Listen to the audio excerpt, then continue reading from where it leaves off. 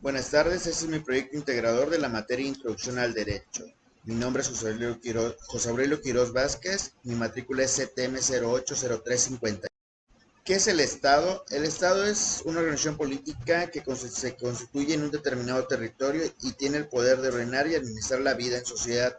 Sus elementos principales son la población, el territorio y el territorio. El poder se refiere a la capacidad del Estado de organizar a la población y al territorio. ¿Qué es un testamento? El testamento es el acto por el cual una persona llamada testador o autor de la herencia expresa libremente su voluntad de disponer de sus bienes, derechos y obligaciones a determinadas personas para después de su muerte. En México está regulada por los códigos civiles federales, los códigos federales de procedimientos, así como los códigos procesales civiles y códigos de procedimientos civiles de las entidades federativas que resulten aplicables y las leyes notariales.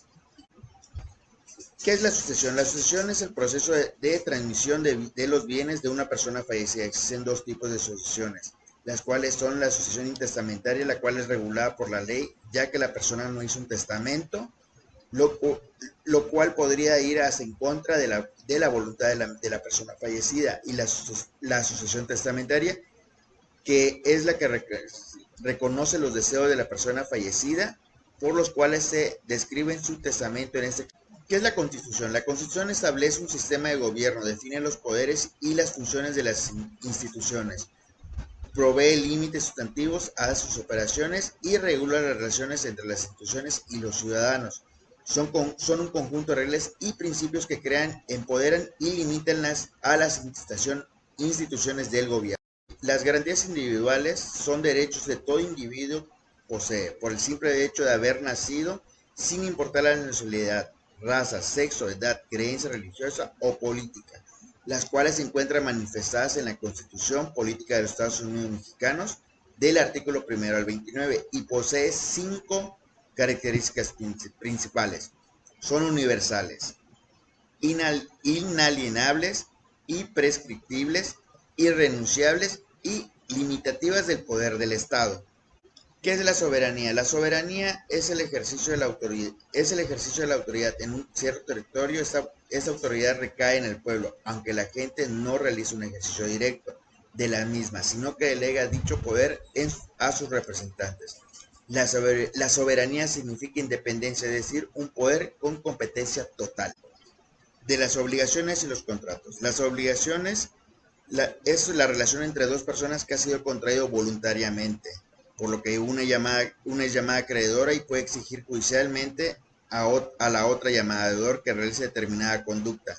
Según la cita de Gallo en el Corpus Iris Civilis, en el libro 3, título 13, define la obligación el cual es un vínculo jurídico por el cual somos constreñidos a pagar alguna cosa según el derecho de nuestra sociedad. De los contratos. Un contrato es un acuerdo de voluntades que se crea y transfiere derechos y obligaciones. Los contratos en México están regulados por el Código Civil Federal de México en los artículos 1792 a 1859. De acuerdo al artículo 1794 de dicho Código Civil, tiene dos elementos de existencia: el consentimiento, el cual se manifiesta la voluntad de las dos partes, ya sea de forma expresa o de forma tácita.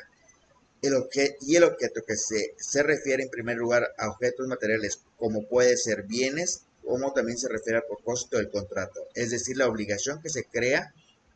En situaciones se puede extinguir una obligación judicial. Jurídicamente existen esencialmente tres tipos de obligaciones: de dar, de hacer o de no hacer. Recordemos que una obligación la obligación en derecho es el vínculo jurídico que se genera entre dos partes, una divinidad acreedora y el otro deudor. Este último es el que debe cumplir la obligación de dar, hacer o no hacer. Y para que sea una extinción, debe haber un pago, una novación, una remisión de deuda, una confusión o pérdida de la cosa, así como una prescripción, una dación en pago, una compensación, nulidad o revocación y rescisión de dicho. ¿Qué situaciones evitan al firmar un contrato de compraventa de un bien inmueble. Recordemos que un contrato de compraventa es un documento legal en el que la persona que vende el inmueble se compromete a entregar a cambio de dinero que le dará el comprador. Ese documento contiene la información básica como el lugar, la fecha y las partes involucradas, así como los antecedentes en los que describe la situación jurídica y física del inmueble del que se va a adquirir. Al igual incorpora la declaración que hacen voluntariamente sobre el porqué del contrato y para qué sirve el contrato de compraventa. Finalmente, las cláusulas en las que establece las obligaciones del vendedor, así como la entrega de la vivienda y la del comprador de pagar el precio estipulado. Deja clara la obligación por cada una de las partes, y así ayudaría a evitar un desacuerdo y juicios que podrían ser más costosos. Menciona algunas situaciones reales en las que no se firma un contrato, pero sería importante que se aplique. Al adquirir o dar un servicio, ya que se establece un tiempo, un precio, así como el método de pago y las garantías que hay en el producto o en el servicio.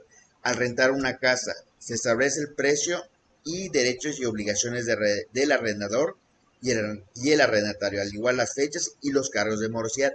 Y aquí en México muchas personas laboran sin contrato laboral. Esta es una clara desventaja para el empleado y no para el empleador.